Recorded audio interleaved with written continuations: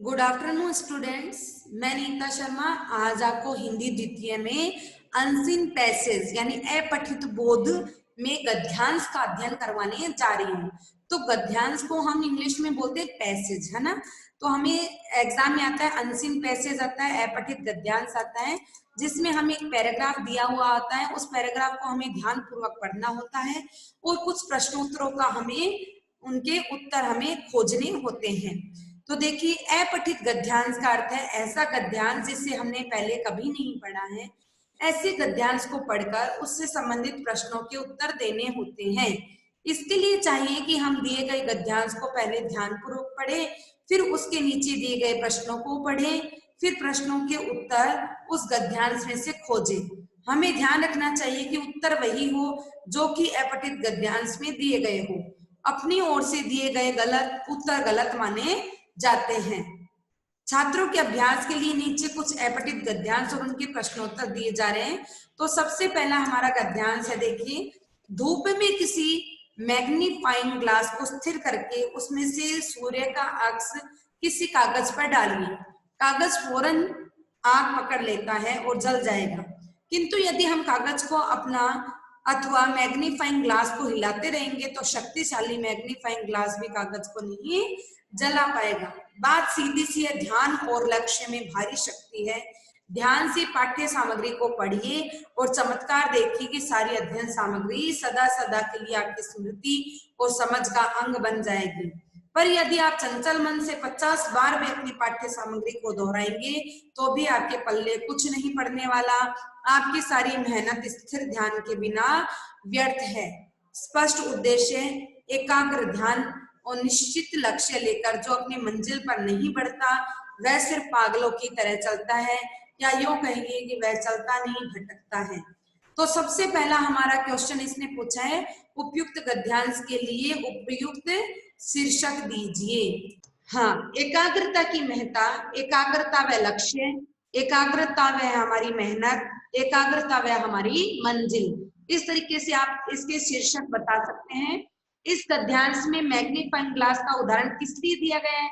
क्योंकि इसलिए दिया गया है ताकि हमें एकाग्रता का महत्व समझा सके। सदा सदा के लिए पठित सामग्री को अपनी स्मृति का अंग बनाने के लिए क्या किया जाना अपेक्षित है? क्या किया जाना चाहिए कि हमें अध्ययन सामग्री को अच्छी तरीके से पढ़ाना जाना चाहिए। हम जो भी पढ़े उसे बड़े ध्यान से पढ़ना चाहिए। इस गद्यांश के अनुसार चलता कौन है तथा भटकता कौन है? जो जो भटकता और चलता कौन है? जो अपना काम ध्यान से करता है। ध्यान से काम करने वाला व्यक्ति सदैव कहाँ चलता है, मतलब सदैव अपनी मंजिल की तरफ चलता है। और जो व्यक्ति ध्यान से काम नहीं करता वह चलता नहीं, सिर्फ अपने लक्ष्य के ऊपर भटक जाता है। यानी लक्ष्य प्राप्ति में चलता तो है वो, पर चलता नहीं है, वो भटकता है सिर्फ। ठीक है, नेक्स्ट देखिए, एक प्रसिद्ध महात्मा कहते हैं मित्र 4 प्रकार के होते हैं। पहले प्रकार के मित्र होते हैं थाली मित्र। ये हमेशा खाने पीने की बातें करते हैं, गोलगप्पे कचौड़ी से लेकर ढाबों तक ये खूब शोरगुल करते हैं। दूसरे मित्र होते हैं प्याली मित्र। ये शाम 5 बजे के बाद में चुपके से आपके दहलीज पर दस्तक देते हैं। ये मदिरा की प्याली पर बहकी बहकी बातें और हरकतें करके आपके जीवन में रस घोलने का स्वांग करते हैं। स्वांग यानी नाटक करते हैं। इन्हें आप नोटी बॉय कहकर अपने बगल में रखना चाहते हैं। तीसरे मित्र ताली मित्र होते हैं। ये हर बात में आप पर लट्टू रहते हैं, चाहे आपने दुर्योधन और दुशासन जैसा कुकर्म ही क्यों न किया हो, ये आपकी वीरता के कसीदे ही गाड़ेंगे। चौथे तरीके के मित्र होते हैं माली मित्र। ये कम लोगों को ही भाते हैं। अब ये कम लोगों को क्यों भाते हैं, इसका रीजन भी हमें बताया गया। देखिए, क्योंकि ये आपकी गुलाब की खेती की प्रशंसा तो करते हैं, कांटों की ओर भी आपका ध्यान खींचते हैं। मैं नहीं जानता कि आप कैसे मित्र को पसंद करते हैं। तो सबसे पहला प्रश्न हमारे सामने पूछा है कि आप अपने जीवन में कैसा मित्र चाहते हैं। तो हम पूरे पैराग्राफ को पढ़कर उसके अनुसार ही हम उत्तर देंगे कि हम अपने जीवन में माली मित्र चाहते हैं, जो कि हमारे गुण और दोस्तों दोनों का साझीदार हो। या फिर आप ऐसे भी लिख सकते हैं कि मैं अपने जीवन में माली मित्र की कामना करता हूँ, जो कि मुझे मेरे गुणों के साथ साथ मुझे मेरे दोष भी समझाए। प्याली मित्र संध्या के बाद क्यों आते हैं? प्याली मित्र शराब, नशे और मौज मस्ती के लिए आते हैं। वे मदिरापान को गलत मानते हैं, इसलिए वे लोगों की नजरों से बचने के लिए संध्या के बाद में आते हैं। नेक्स्ट देखिए, ताली मित्र अच्छे क्यों लगते हैं?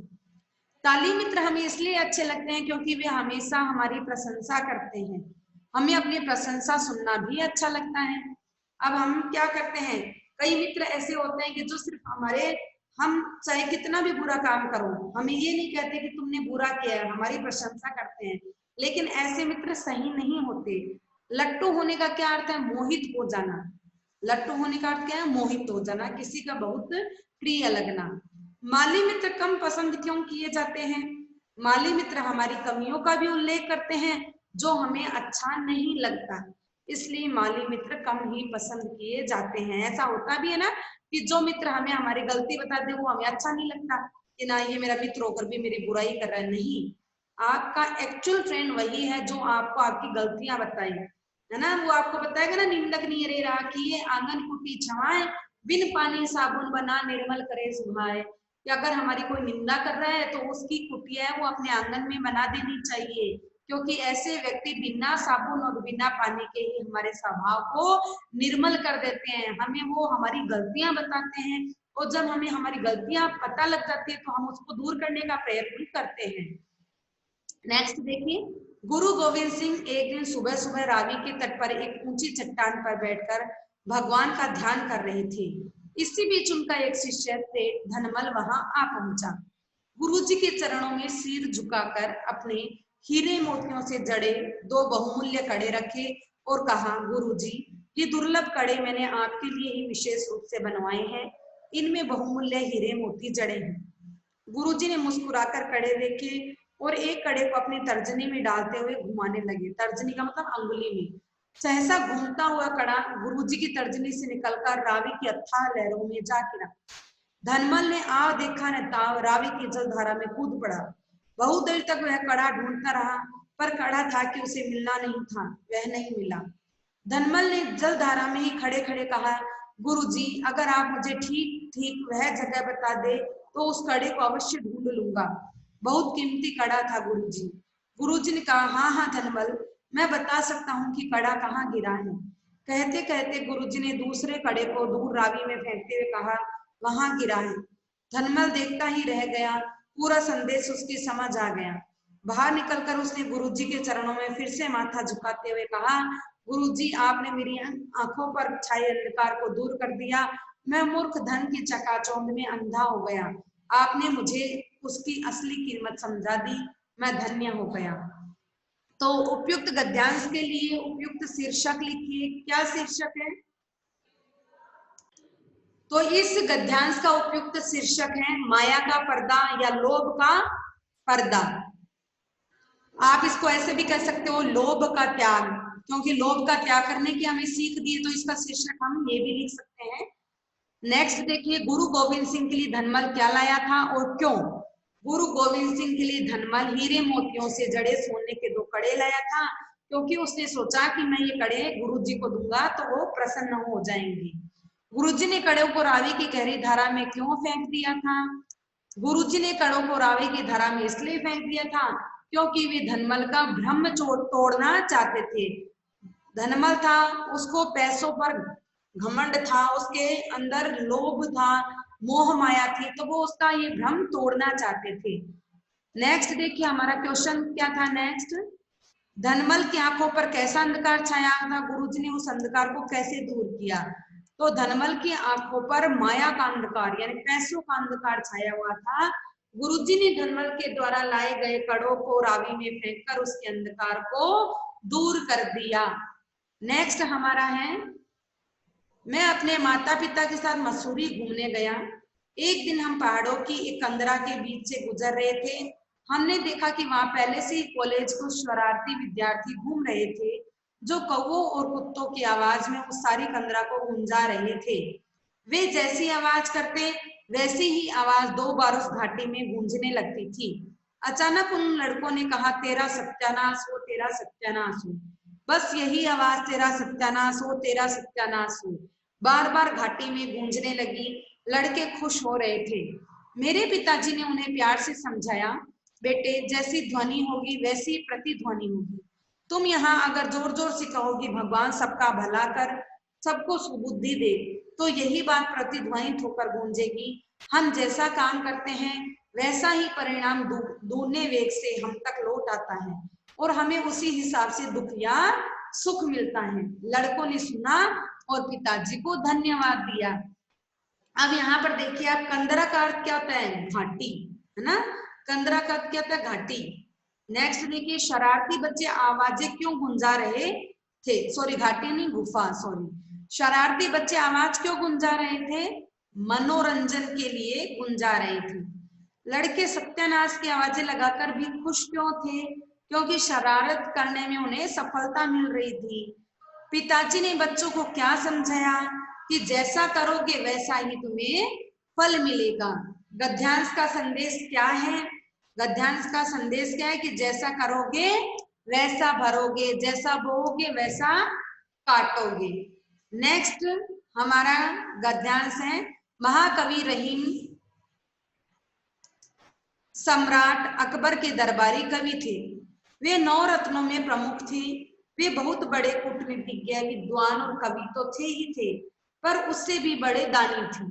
एक बार उन्होंने महाकवि गंग के किसी कवित से प्रसन्न होकर उन्हें 36,000 रुपए दिए। चांदी की ये रुपए जब वे गंग को दे रहे थे तो उनकी आंखें लज्जा और कृतज्ञता से झुक गई थी। गंग ने देखा और कहा, सीखी कहाँ नवाब जू, ऐसी देनी देन, जो जो कर उठे ऊंचे उठे, त्यों त्यों नीचे नैन। अब यहाँ पर गंग है वो क्या कहते हैं? सीखी कहाँ नवाब जू, कि हमने नवाब, यानी नवाब कौन थे यहाँ पर? अकबर। तो यहाँ पर वो गंग कवि है वो कहते हैं कि सीखी कहाँ नवाब जू, ऐसी देनी देन, कि तुमने नवाब से इस तरीके की देनी देन, यानी देन है तुम्हारे को, ये एक वरदान है देने का, वो तुमने कहाँ से सीखी? नवाब से सीखी। जो जो कर ऊंचे उठे, जो जो तुम्हारे हाथ ऊंचे उठ रहे हैं, कर यानी हाथ, जो जो तुम्हारे हाथ ऊंचे उठ रहे हैं, त्यों त्यों नीचे नैन, वैसे वैसे तुम्हारे नयन है वो भी नीचे हो रहे हैं। नेक्स्ट देखिए, यानी हे नवाब, आपने इस तरह से देना कहाँ से सीखा? जो जो अधिक से अधिक देने से आपके मतलब हाथ ऊंचे उठ रहे हैं, त्यों त्यों आपकी आंखें वो नीचे ही झुकती जा रही है। आया समझ में?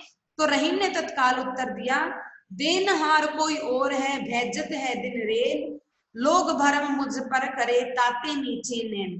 हे गंग, देने वाला तो कोई और ही है, वह दिन रात दूसरों को देने के लिए ही भेज रहा है, किंतु लोग समझते हैं कि मैं दे रहा हूँ, पर मैं तो अपनी असलियत समझता हूँ, इसलिए लज्जा से मेरी आंखें नीचे हो रही है। अब यहाँ पर वो क्या कहते हैं कि हे गंग, ये जो सब कुछ मैं तुम लोगों को दे रहा हूँ, ये मैं नहीं दे रहा, ये तो देने वाला कोई और ही है, जो कि दिन रात मुझे तुम लोगों को देने के लिए भेज रहा है। मतलब मुझे अधिक से अधिक दे रहा है ताकि मैं तुम लोगों को दे सकूं। तो मेरे पास तो कुछ है ही नहीं, देने वाला तो कोई और है, इसलिए मैं स्वयं अपनी असलियत समझता हूँ, इसलिए मेरी आंखें हैं वो लज्जा से नीची हो रही है। रहीम में कौन से गुण थे? देखिए, कवि और कृपण के, शासक और कवि के, अभिमानी और विद्वान के, दानी और विनम्र के। तो इसमें से हमारा करेक्ट होगा दानी और विनम्र। आपको रहीम की किस विशेषता ने प्रभावित किया? कवित्व, विनम्रता, दानी स्वभाव, विद्वता, विनम्रता। गंग को दान क्यों दिया गया? उनके सुंदर कवित्व पर। रहीम स्वभाव से थे, उदार थे। तो इस प्रकार हमारे गद्यांश है वो आज खत्म करते हैं हम यहीं पे। इसके अलावा आपके बुक में कुछ और भी दिए गए हैं, स्वयं उत्तर दे, तो आप इन अनुच्छेदों को पढ़ें और इसके जो प्रश्नोत्तर हैं उनको करने का अभ्यास कीजिए, ताकि आप अपने एग्जाम में भी उनको अच्छे से कर पाए। तो ये अपना गद्यांश का चैप्टर है वो यहीं पर एंड होता है। धन्यवाद।